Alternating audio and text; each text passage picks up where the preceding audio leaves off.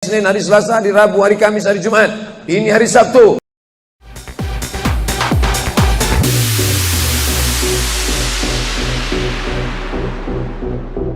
Di rumah tidur-tiduran, membalaskan sakit hati hari Senin, hari Selasa, hari Rabu, hari Kamis, hari Jumat. Ini hari Sabtu. Tapi justru hari Sabtu bersusah payah, berdingin-dingin di luar. Bahkan kabarnya jam 3 sudah ada yang datang ke masjid ini. Bahkan ada yang mabit di samping danau. Bayangkan itu. Orang mabit di Musdalifah, yang mabit di samping danau. Oleh sebab itu maka ini apa yang membuat makhluk ini bisa begini? Itu semua adalah orang-orang yang mengerti untuk apa kita hidup. Karena hidup adalah untuk beribadah. Bangun tadi dari tidur langsung beribadah. Buka mata, ibadah pertama adalah zikir. Alhamdulillahilladzi ahyana ba'dama amatana wa ilaihin nusyur. Masuk kamar mandi, tempat najis, kotor, bau, kotoran, tempat setan, tapi tetap menjadi ibadah. Dalam WC-nya pun ibadah. Dia masuk lagi ke kiri, dia katakan Allahumma inni a'udzubika minal khubusi wal khaba'is. Keluar dari kamar mandi itu ibadah juga. Dia langkah kaki kanan, dia katakan ghufranaka, ghufranaka, maafkan aku ya Allah. Mengapa dia minta maaf keluar dari WC?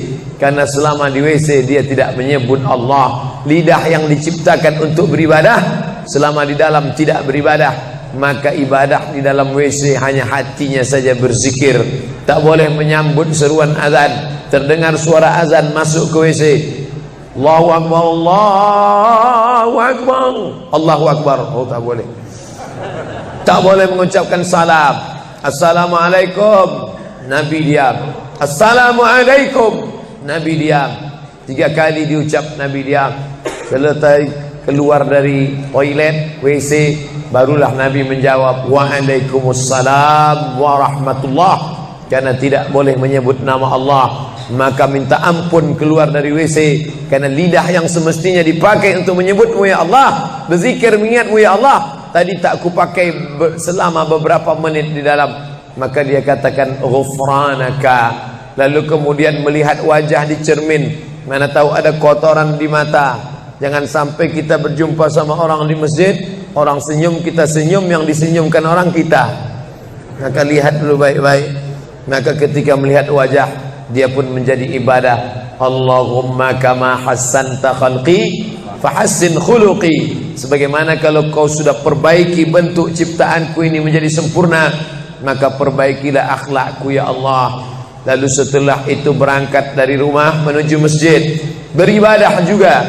Bismillahi tawakkaltu ala Allah, la haula wala quwata illa billah. Setiap langkah kaki ke Masjid Al-Qalam ini bernilai 1 langkah menghapus dosa.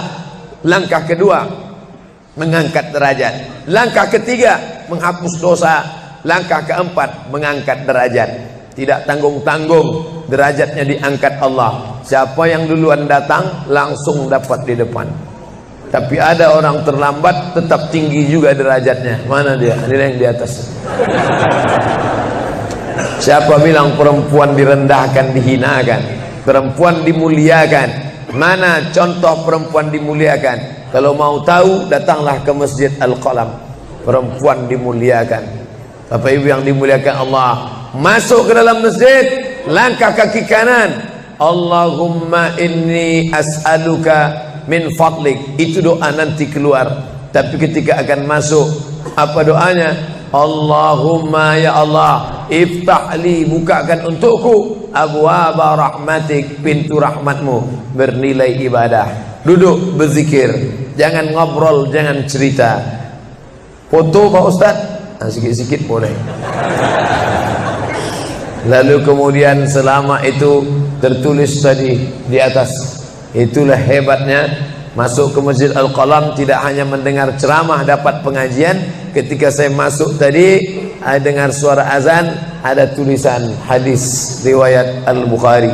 Siapa yang mendengar seruan azan lalu menyambut seperti bunyi yang diucapkan muazzin, kecuali pada hayya 'alas shalah, hayya 'alal falah, dia baca la haula wala quwata illa billah, ditutup dengan doa wasilah.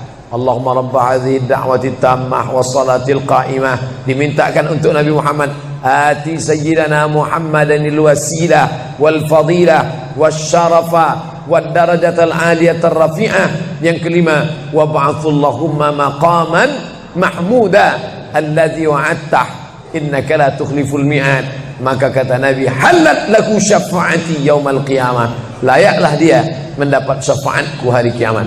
Makanya selama duduk di depan tadi tak ada satupun yang ngobrol, semuanya menyambut seruan azan. Allahu akbar, Allahu akbar, Allahu akbar, Allahu akbar. Ada kawan sebelah ngajak ngobrol, gimana bro program mancing kita? Allahu akbar, Allahu akbar. Nah, cerita tak tentu arah. Ini kita sedang beribadah kepada Allah Subhanahu wa ta'ala. Lalu kemudian selesai azan, salat sunat yang balasan pahalanya khairum minad dunya wa ma fiha, lebih baik daripada dunia dan seisinya. Apa itu? Qabliyah subuh. Sampai-sampai andai terlambat qabliyah subuh, tetap boleh dilaksanakan setelah subuh. Habis salat subuh barulah dilaksanakan qabliyah subuh. Tapi kalau sudah sama-sama ngaji, tapi kalau nanti pulang kampung, justru sekarang orang di kota ngaji, di kampung tidak ngaji. Zaman dulu di kampung ngaji, di kota tidak ngaji. Sekarang dunia sudah mau kiamat, di kampung orang ngaji, di kampung orang tidak ngaji. Kenapa? Parabola masuk desa. Oleh sebab itu maka kalau di kampung itu tidak ada pengajian, mereka tidak tahu bahwa qabliyah subuh diganti setelah subuh. Nanti pas mau bulan puasa pulang kampung, jangan qabliyah subuh setelah subuh. Karena nanti begitu mereka lihat, loh apa tuh? Sejak tinggal di Bekasi ikut aliran sesat. Dan dia tidak tahu bahwa sholat qabliyah subuh itu jangan sampai tinggal. Andai tertinggal, tetap dilaksanakan setelah sholat subuh. Ayatnya diatur. Ayat pertama, qul ya ayyuhal kafirun. Ayat yang kedua, qul huwallahu ahad, Allahu samad, lam yalid wa lam yulad wa lam yakul lahu kufuwan ahad. Andai masuk ke dalam masjid, kebetulan jamnya langsung nampak kelihatan, iqamat tinggal 2 menit lagi, iqamat 2 menit, tak mungkin sholat 4 rakaat. Pilihannya tahiyatul masjid atau qabliyah, qabliyah atau tahiyatul masjid. Kalau melaksanakan tahiyatul masjid tidak dapat qabliyah, tapi kalau melaksanakan qabliyah automatically dapat tahiyatul masjid. Oleh sebab itu andai terlambat, waktu tinggal 2 menit, maka laksanakanlah qabliyah subuh. Tapi jangan gara-gara ini terlambat terus. Yang paling afdal cepat datang. Apa kata jamaah? Yang lambat kan ustaz, kami cepat datang. Bapak Ibu yang dimuliakan Allah Subhanahu wa ta'ala, selesai itu salat subuh. Kalau qabliyahnya lebih baik daripada dunia dan seisinya, apalagi salat subuhnya. Begitulah.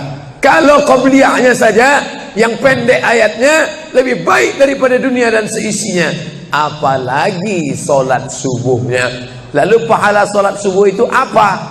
Tak ada yang tahu. Makanya kata Nabi, lau ya'lamuna ma fil atamati was subhi, andai mereka tahu pahala salat subuh berjamaah, la atauhuma habwan, mereka akan datang ke Masjid Al-Qalam walaupun merangkak, habwan, lumpuh, sakit kakinya, dia akan datang. Kursi roda tak ada, yang mendorong tak ada, datang dia ke masjid ini walaupun merangkak. Kenapa mereka tidak datang? Karena mereka tidak tahu. Kenapa mereka tidak tahu? Karena mereka memang tidak cari tahu dan tak mau tahu. Dan sampai masanya mereka nanti akan menyesal saat melihat orang-orang mendapatkan balasan.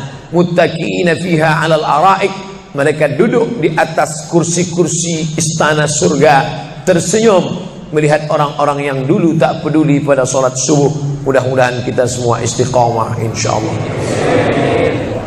Jadi Ustadz, kalau hidup ini cuma untuk ibadah, sholat, masjid, baca Quran, zikir, gimana kami mau mencari nafkah? Gimana kami mau buka ruko? Gimana kami mau bisnis? Gimana kami mau tanam kelapa sawit? Gimana kami mau proyek batu bara? Gimana kami mau ternak ikan?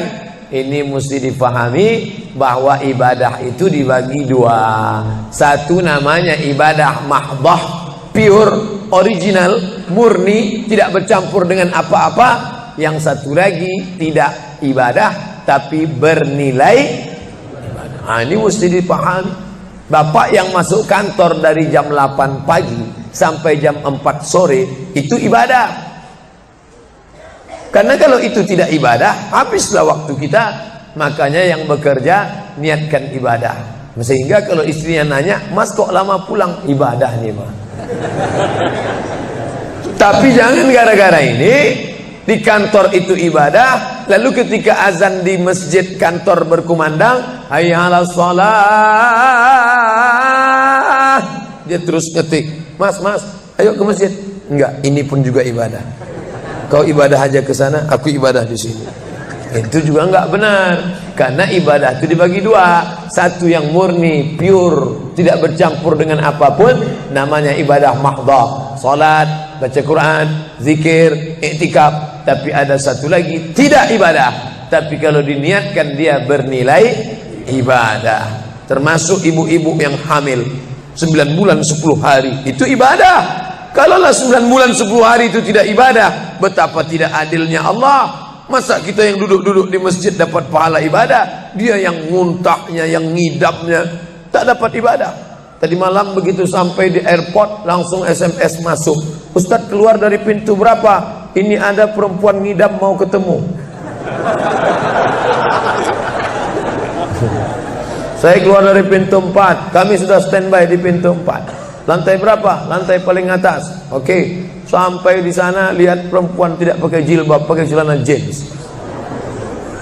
Saya udah mau marah. Ini kenapa? Mohon maaf Pak Ustaz, non muslim. Astagfirullah. Rupanya non muslim hamil ngidam mau jumpa Ustaz Somad. Mudah-mudahan anaknya jadi anak soleh.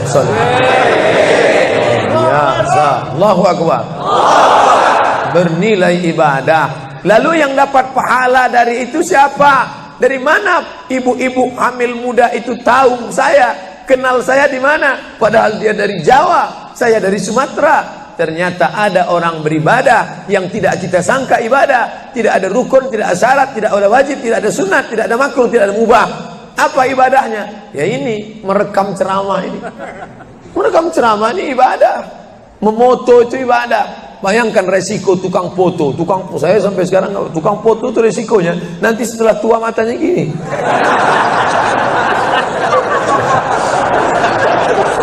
Tapi kalau mereka niatkan ikhlas untuk ibadah, maka insya Allah sehat walafiat.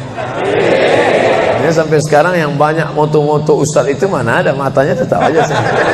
Kenapa? Karena diniatkannya untuk ibadah. Hidup ini kalau berniat ibadah tidak ada capeknya, tidak ada lelahnya. Kenapa? Karena mengharapkan balasan dari Allah. Ilahi anta maksudi wa ridhaka matlubi. Yang kumaksud hanya engkau ya Allah,